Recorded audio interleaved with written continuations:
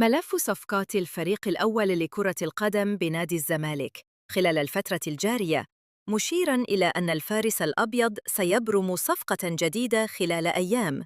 هناك صفقة السوبر في نادي الزمالك خلال أيام، مشيراً إلى أنه سيكون لاعباً أجنبياً في مركز الجناح الأيمن، لكن لن يتم الإعلان عنه حتى التخلص من أحد أجانب الفريق الحاليين، وتحديداً التونسي أحمد الجفالي، من أجل قيد اللاعب الجديد.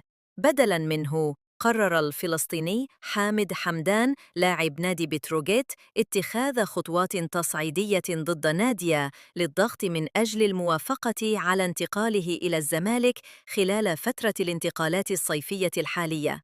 اللاعب الذي يتمسك به بتروجيت فقط بسبب طلب أحد الأندية المنافسة منهم عدم بيعه للزمالك، والحجة الحاجة الفنية إليه، قرر اللاعب التصعيد متمسكاً برغبته في الرحيل، ورفض حمدان الانضمام لتدريبات الفريق اليومية، كما تغيب عن المباريات الودية الأخيرة أمام حرس الحدود والمصرية للاتصالات والجونة.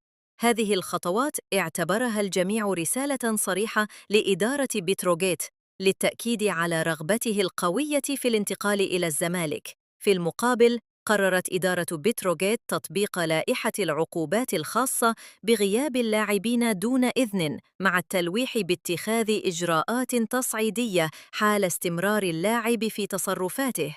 أما الزمالك فلا يزال يراقب الموقف في انتظار أي جديد. طلب الزمالك التعاقد مع اللاعب أحمد عيد، ومن أجل تدعيم الجبهة اليمني في الفريق، يريد الزمالك التعاقد مع أحمد عيد وهو لاعبنا السابق لتدعيم هذا الأمر المصري، متمسكاً باستمرار أحمد عيد في الموسم القادم مع الفريق، مؤكداً أنه لا نية للتفريط في اللاعب. شارك المغربي محمود بن تايج الظهير الأيسر للفريق الأول لكرة القدم بنادي الزمالك في التدريبات الجماعية التي أقيمت مساء اليوم الأربعاء على الملعب الفرعي باستاد الدفاع الجوي استعداداً للموسم الجديد. جاء ذلك عقب انتهاء اللاعب من البرنامج التأهيلي الذي كان يخضع له خلال الأيام الماضية بسبب الإصابة التي كان يعاني منها، وهي عبارة عن شد عضلي خفيف.